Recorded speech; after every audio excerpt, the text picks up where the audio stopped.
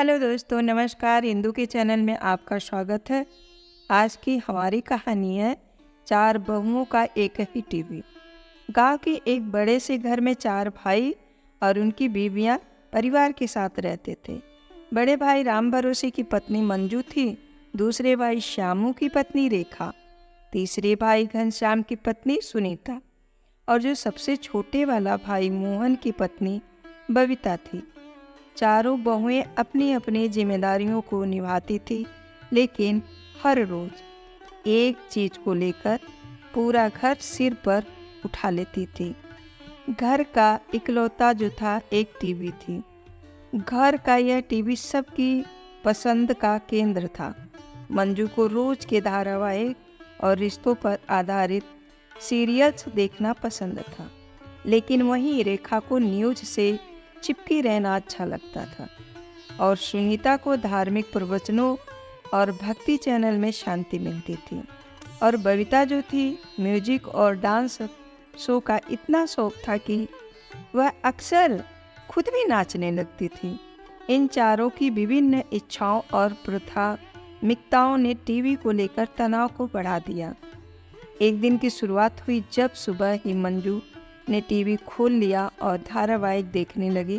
तभी थोड़ी ही देर बाद रेखा आई और उनसे धीरे से कहा, मंजू भाभी, थोड़ी देर के लिए न्यूज़ लगा दो। मैं बस 15 मिनट देख लूँगी। देश दुनिया में क्या हो रहा है यह जानना भी तो ज़रूरी है। लेकिन मंजू ने नज़रों को टीवी से हटाए बिना जवाब दिया, देखो रेखा, यह तुम्हारा न्यूज़ का वक्त नहीं है। अभी तो मेरा सीरियल शुरू ही हुआ है और इसमें ट्विस्ट आने वाला है।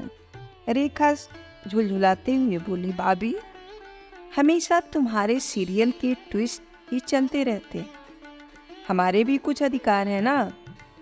दोनों में बहस इतनी बढ़ गई कि तभी सुनीता बीच में आ गई और सुनीता ने हाथ जोड़ते हुए कहा, बहनों, कृपा करके शांति से काम लो। मेरी गुरुजी का प्रवचन शुरू होने वाला है, थोड़ी ही देर में मुझे देख लेने दो। मंजू और रेखा ने एक दूसरे को देखा और फिर सुनीता की बात अनसुनी करते हुए अपने अपने कार्यक्रम पर जोर देने लगे। अब दोनों के बीच झगड़ा इतना बढ़ गया कि घर की सबसे छोटी बहू बबीता भी वहां आ गई।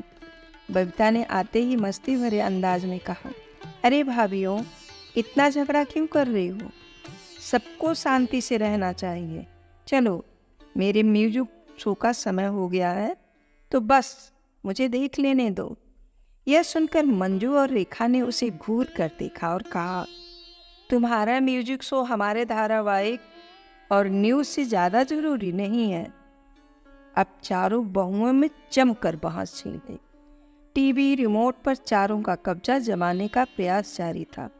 हर कोई खींचातानी में लगी थी। इसी बीच घर के बच्चे भी वहां आ गए और कहने लगे, हमें तो कार्टून देखने दो, तुम लोग तो सारा दिन टीवी पर कब्जा किए रहती हो। बच्चों की बात सुनकर चारों बहुएं और भी गुस्से में आ गई। मंजू ने गुस्से में बच्चों को डांटते हुए कहा, तुम्हारे कार्टून का समय नहीं है अभी। यह हंगामा सुनकर चारों भाई भी वहां आ पहुंचे। सबसे बड़े भाई राम भरोसे ने कहा, ये क्या तमाशा लगा रखा है? घर में टीवी को लेकर इतना झगड़ा क्यों हो रहा? रेखा बोली, भैया, हमें एक सिस्टम बना लेना चाहिए। हर किसी को देखने का समय तय कर दे ताकि किसी को कोई शिकायत ना हो। चारों भाई सहमत हो गए और एक रूल बना दिया गया कि सभी को टीवी देखने का निश्चित समय दिया जाएगा। सभी बहुएं इसे मानने के लिए तैयार हो गई, लेकिन मन ही मन सबके मन में असंतोष बना रहा। रात में रेखा को एक योजना सूझी। उसने सोचा, अगर इस टीवी को ही गायब कर दूं तो किसी का कोई प्रोग्राम नहीं देख पाएगा और सबको चैन मिल जाएगा। उसने धीरे से यह बात अपने पति श्यामू को बताई। श्यामू पहले तो चौंक गया, लेकिन रेखा के दबाव में आकर मान गया। रात के अंधेरे में जब सब सो गए, तब रेखा और श्यामू ने चुपचाप जाकर टीवी को स्टोर रूम में छुपा दिया। दोनों ने इस तरह से छुपाया कि किसी को शक ना हो।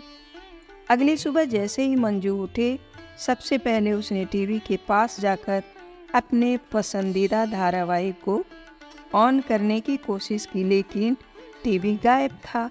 उसने सोचा कि शायद किसी और ने इसे हॉल में रख दिया होगा। जल्दी से बाकी सभी बहुएं भी वहां आ गई। रेखा भी वहां पहुंची और नकली आश्चर्य से बोली, अरे टीवी कहाँ चला गया? अब हर किसी ने एक दूसरे पर शक करना शुरू कर दिया। मंजू ने बबीता पर शक जताते हुए कहा, यह जरूर बबीता का काम। उसे हमेशा म्यूजिक शो देखने की जल्दी रहती है ना, शायद उसने ही छिपा दिया हुआ। बबीता भी कम थोड़ी न थी। उसने पलट कर जवाब दिया, मंजू भाभी, मुझे तो लगता है कि आप ही ने इसे गायब किया है, ताकि हर समय आपको धारावाहिक जो देखने का मौका मिल जाए। सुनीता ने गंभीर स्वर में कहा, ऐसे गुस्से में बातें करना ठीक नहीं है। हो सकता है कि यह किसी के बस का काम ना हो, बल्कि कोई बाहर से ही उठा ले गया हो। क्या पता कोई चोर आया। अब मामला और भी उलझता जा रहा था। रेखा अंदर ही अंदर हंस रही थी कि उसकी योजना काम कर गई है। घर के सभी लोग परेशान थे, खासकर बच्चे जो कार्टून के लिए उतावले थे। 3 दिन तक यही नाटक चलता रहा। घर में रोज बहस होती थी और हर कोई किसी न किसी को दोषी ठहराता था। टीवी के बिना घर में जैसे सन्नाटा था, लेकिन मन का गुस्सा बढ़ता जा रहा था। इसी बीच राम भरोसे ने सभी भाइयों को एकत्रित करके एक नई योजना बनाई। उन्होंने कहा, अब तो लगता है कि सबके लिए एक एक टीवी खरीदना ही पड़ेगा। किसी को मन मारकर टीवी देखना पसंद नहीं आता। रेखा के चेहरे का रंग उड़ गया। उसने सोचा कि यदि यह किसी के पास अपना टीवी हो गया तो उसकी योजना पूरी तरह से असफल हो जाएगी। मंजू ने श्यामू पर शंका जताई और उसके मुंह से आखिरकार सच निकलवा ही लिया। असली गुनाहगार पकड़ में आ गया और घर में सभी ने मिलकर एक दूसरे के साथ समय बांटने का वादा किया, ताकि घर में शांति बनी रहे। तो दोस्तों, हमारी यह कहानी कैसी लगी कमेंट में ज़रूर बताइएगा, और चैनल पर हैं तो मेरा चैनल सब्सक्राइब करिए और लाइक करिए। फिर मिलते हैं अगली वीडियो में इसी तरह